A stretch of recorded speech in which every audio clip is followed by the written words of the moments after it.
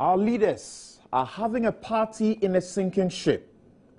Dr. Mensah Otabil's indictment, boldly confronting hard sacred facts, or preaching and projecting a false national reality to incite people against government.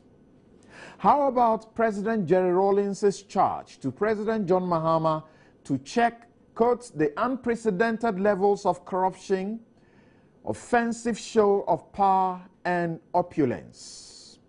Why is Dr. Eko Spiogabra apologizing for what he didn't say or said with conviction? Will a Team A minister make any difference in the midst of Team B ministers? Cholera has swept 30 precious Ghanaian lives in less than a month. What will the 21-day death warrant Ebola do? Touch wood. What will the new 10 million yes cash do that YesDec, LesDep, Maslock, and JIDA and its associates have not done? And how far has the World Cup Commission done? You're welcome to Newsfile. This is your most authoritative news analysis show.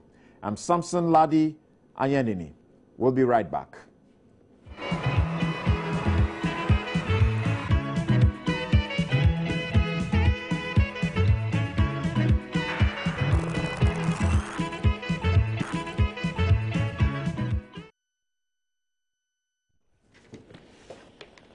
You're welcome back to the show. This is your most authoritative news analysis show, Newsfile. And your views, your comments are welcome when the show starts. Right, never mind. When the show starts, and we're starting just right about now, so your views, your comments are welcome. 1422, that's a text line. You can also send them to newsfile@myjoyonline.com or post them on our Facebook wall, and we will share them with the rest of the world. I'm Samson Ladi Ayenini, and you have followed a number of the issues that have gone on in the course of this week.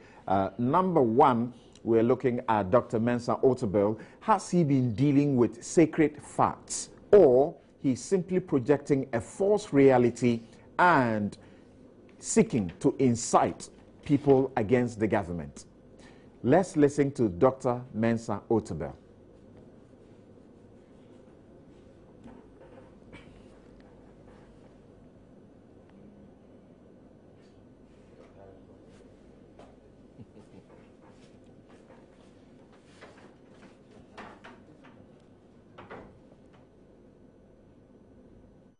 It's obvious that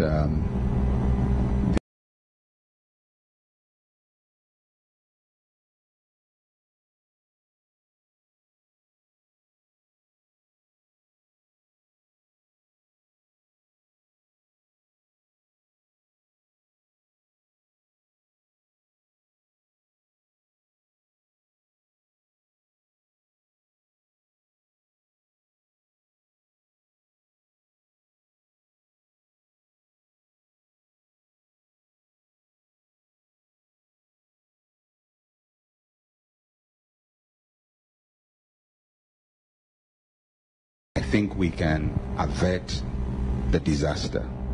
I think one of the speakers was talking about a scenario of the city getting to 10 cities to the dollar. And I had people exclaim when that thought even came up. And much as I'm a pastor and I believe in God and I believe in the power of prayer and I believe that we can pray and things will turn around, the city has a very peculiar mind on its own.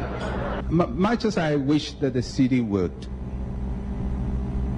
remain where it is or improve in value, that scenario of 10-1 is a possibility. I don't wish it, I don't want it, I don't pray for it. I don't hope for it, I don't expect it, but it can.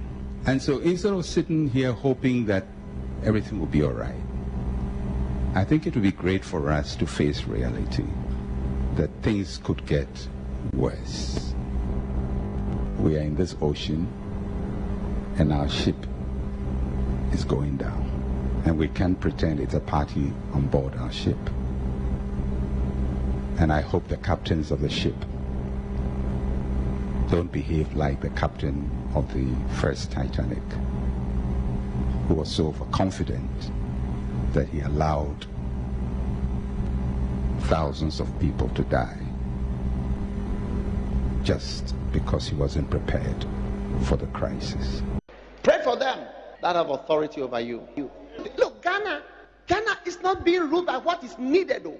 Somebody's lack of money. A lot of things in Ghana are done not because it is good for Ghana, but somebody's love for money. When you hear the stories, you are amazed. Billions to make guinea fowls, billions. 47 billion Ghana cedis to make guinea fowls. Fantastic. You wouldn't believe it. And then you can't see them. I drove all the way to I never saw any guinea fowls flying. Just the usual ones. Somebody's going to drive on the road and die on the road because a wicked person who likes money so much, when he was paid the money to do the contract, or the person was to sign that he has done it, but he didn't do it. And the road is not there. They said 18,000 people died in Ghana from road traffic accident this year. That is why some people say that there should be death penalty for corruption. Because they said the money that you stole is killing people.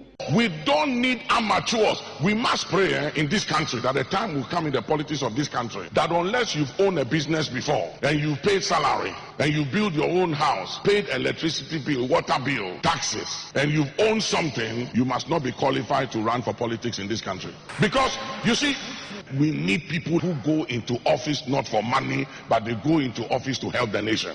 And one of the reasons why our politics is not working is because most of our politicians, all they do is politics to take care of their family. So they can't wait for you to be in office for 4 years before they pay their children's school fees. So they have to find a way and sabotage you.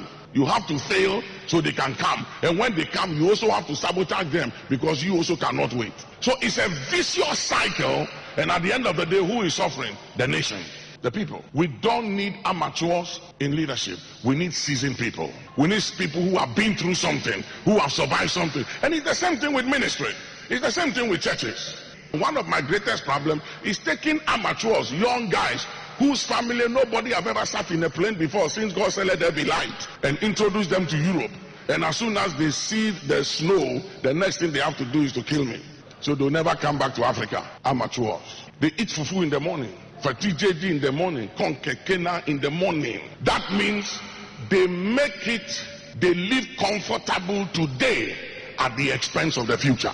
That is what it means. Corruption. They hoard it and they don't care. They have to eat in the morning.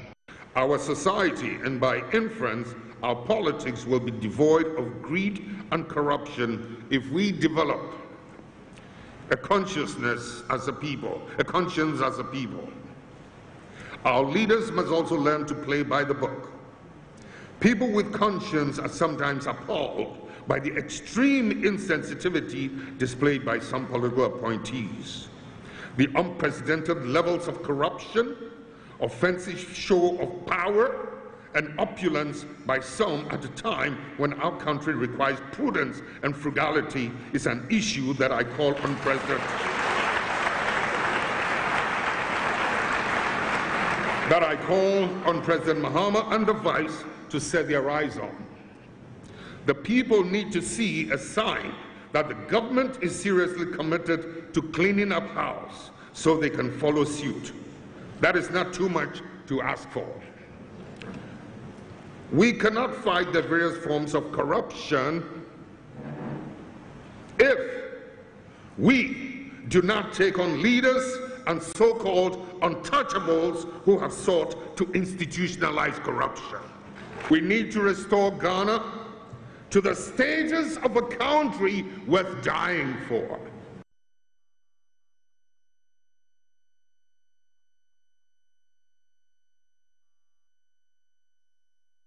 Also by Arata Motors.